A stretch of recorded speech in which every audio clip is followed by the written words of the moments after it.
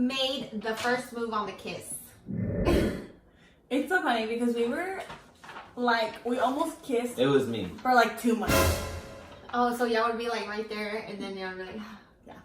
What a teaser. We were trying to keep it. We were trying not to. We were really trying not to. And then, we are trying to like, you know how you hear people their first wait, kisses like at the altar and stuff. Uh-huh. Yeah, we're not about that life. We couldn't. Uh-huh.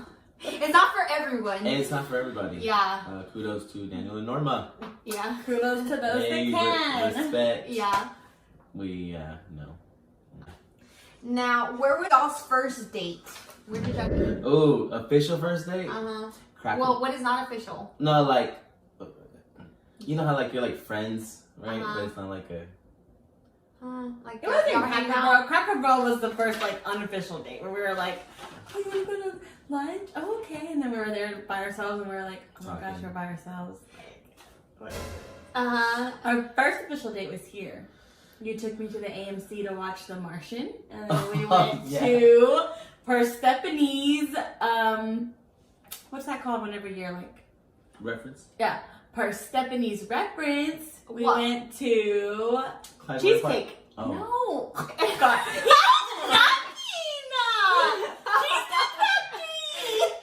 Do all guys like just not have the best memory? No, just jumbled in there. He's just like naming random names. Dollar store, like just Cheesecake Factory. Yeah, Stephanie referenced. Really? I referenced it? Yeah. Oh, just for the cheesecake though, right? I don't know. Okay. I just remember Jonathan telling me. Let's see. When did you know that they were the one? When did you know she was the one? When did you know he was the one? Okay, so I made a list. This list is very important. It's kind of like when you go grocery shopping and you go without a list. You would just pick out anything. You will just end up with 20 more things that you weren't even going for. And so then your cart is like all over the place. Come on, and then somebody. It turns out to be more expensive.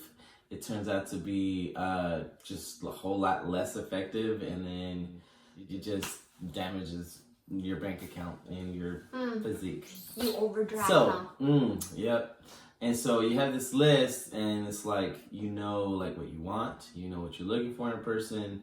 And it's like, so I had this list. And so when I went down to Corpus, I was not realizing, I was like, I'm not going down there for a relationship. I'm going for God and work.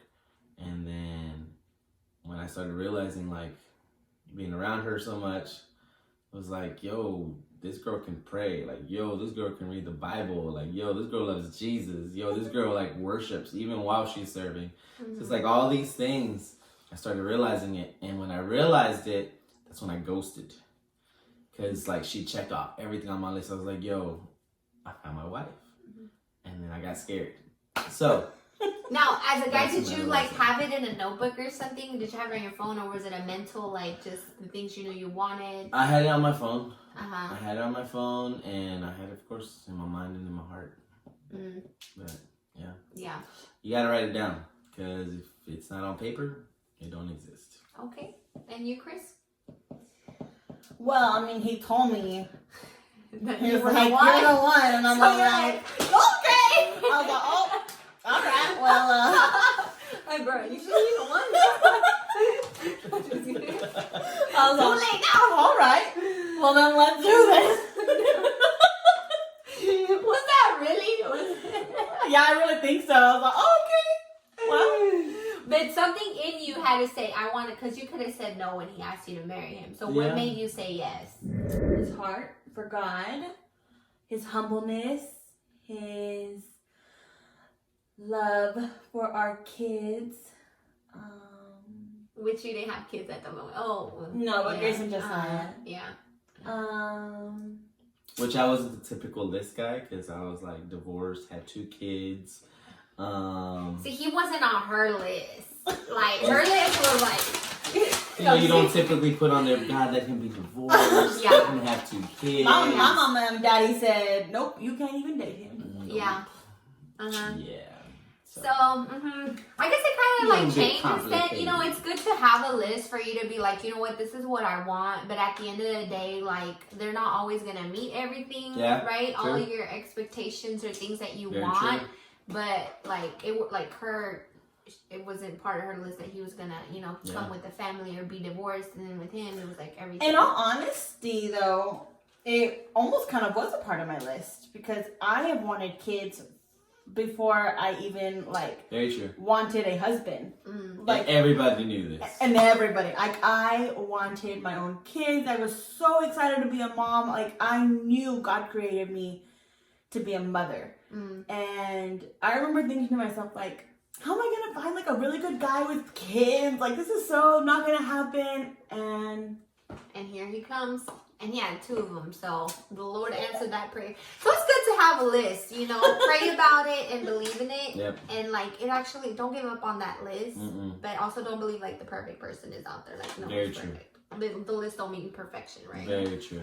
All right, so on that one, when your heart is troubled, you know, that's kind of a sign from God, like, hey, this isn't something that's for you. And like, when it's from God, you get that peace inside of you that's like, you know what, this is.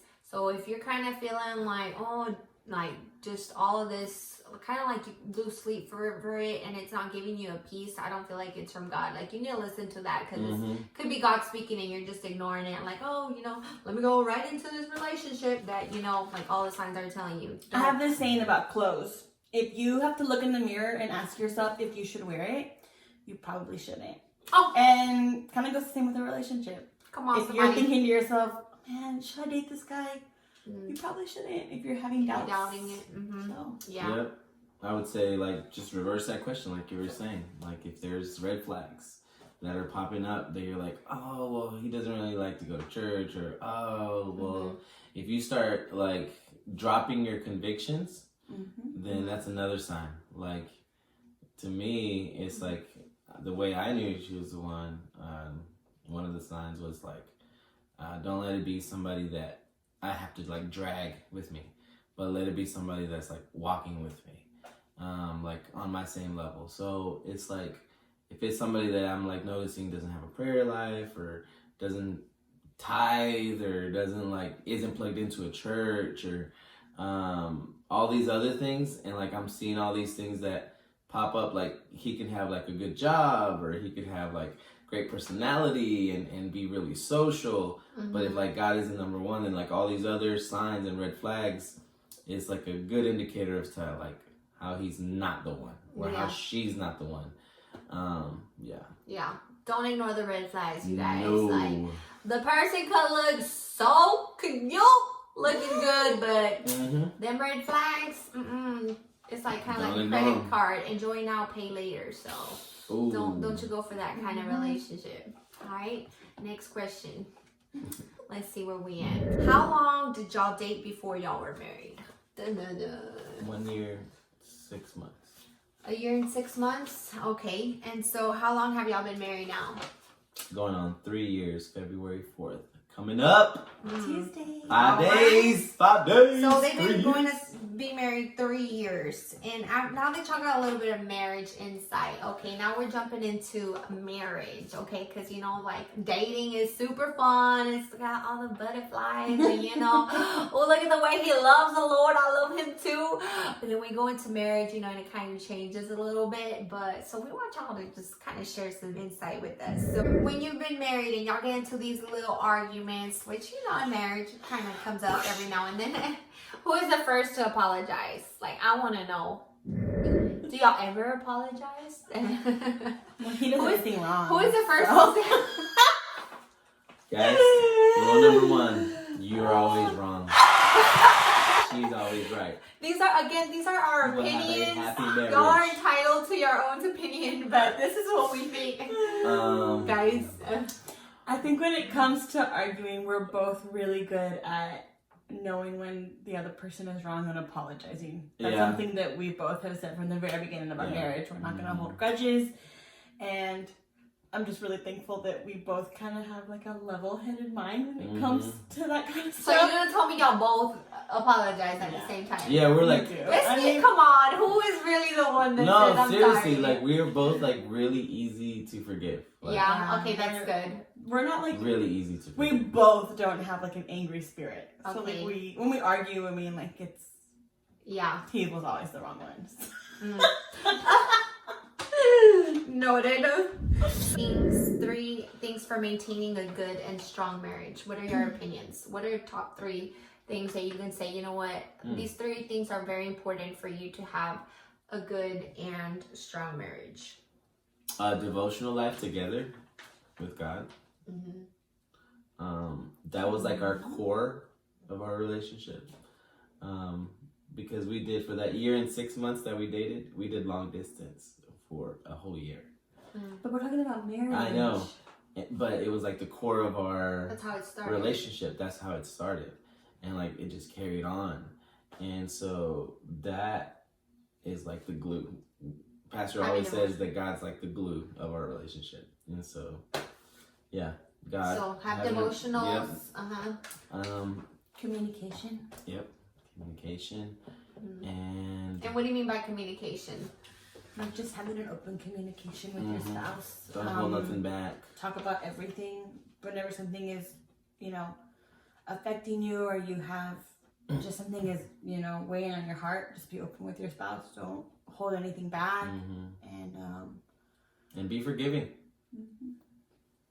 Yeah, that's the faster true. you learn to forgive and to let go, man, it'll be a healthy relationship. Yeah. And I mean, I think and making time for each other.